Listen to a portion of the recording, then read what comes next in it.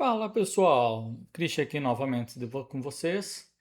E quando o sistema percebe que está perdendo o controle da narrativa, ele comete erros, comete gafes.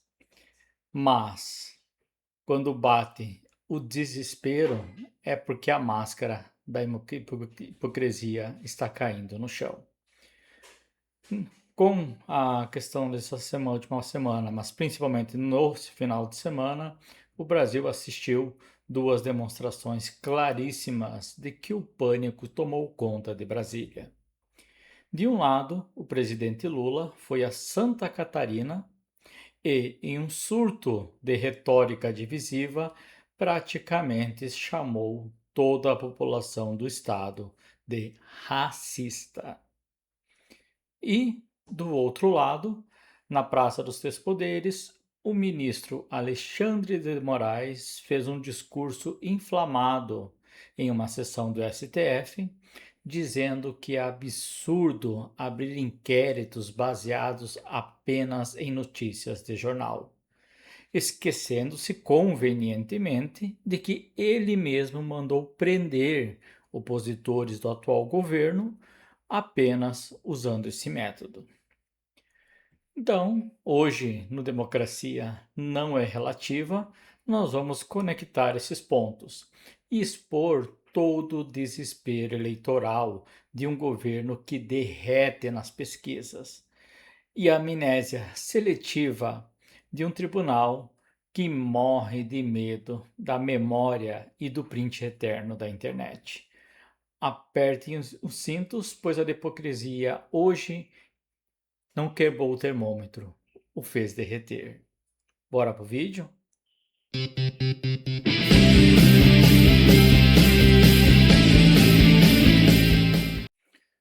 Vamos começar a nossa análise de hoje pelo Poder Executivo. Lula desembarcou nesse final de semana no estado de Santa Catarina e, ao invés de trabalhar em um governo para todos, decidiu ofender os seus anfitriões.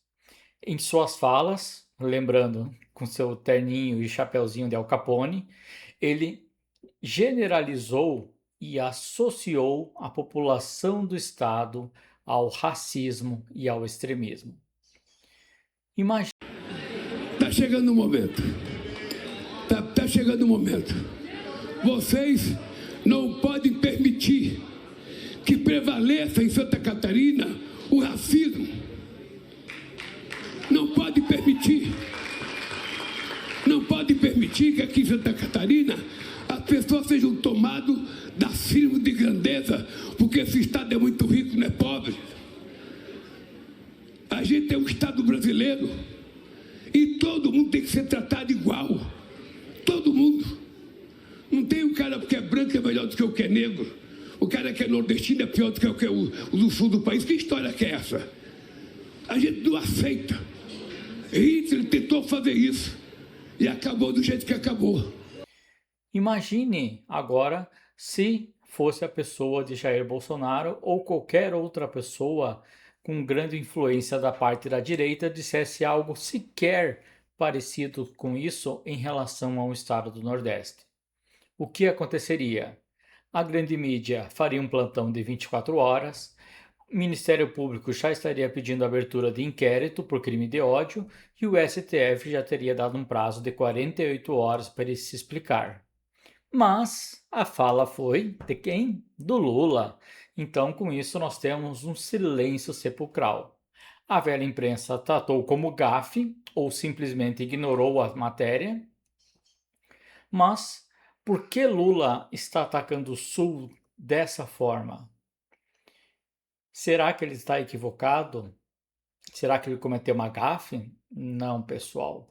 Isso não é escorregão, isto é método. É o puro suco do desespero eleitoral. As pesquisas, tanto as que são divulgadas como até mesmo as próprias internas, mostram o óbvio: o governo está derretendo.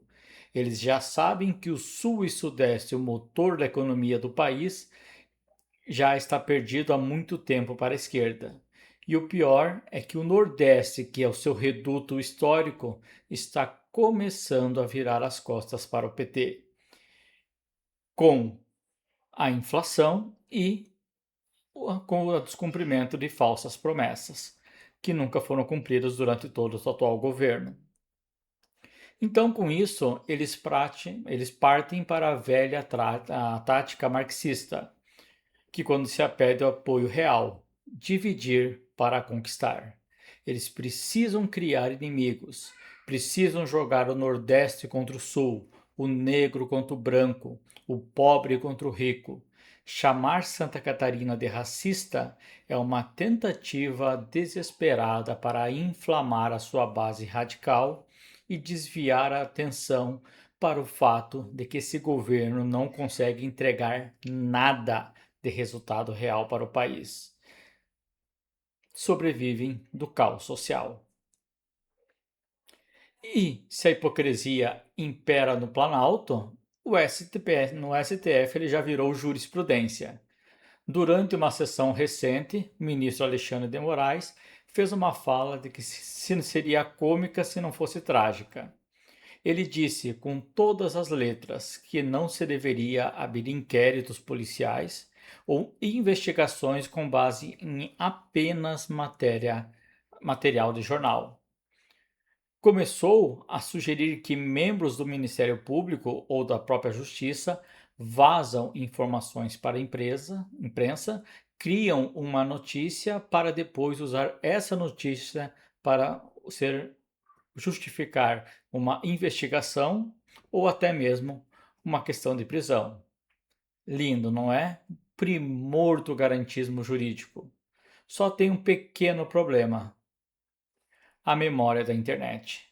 O ministro parece ter esquecido que ele fez exatamente tudo isto com o caso Felipe Martins, ex-assessor do ex-presidente Jair Bolsonaro. Felipe Martins foi preso, ficou meses na cadeia. Por quê? Porque o ministro baseou-se em uma notícia de uma coluna de jornal em que afirmava que ele havia ido aos Estados Unidos no avião presidencial em 2022. Notícia essa que veio se confirmar falsa.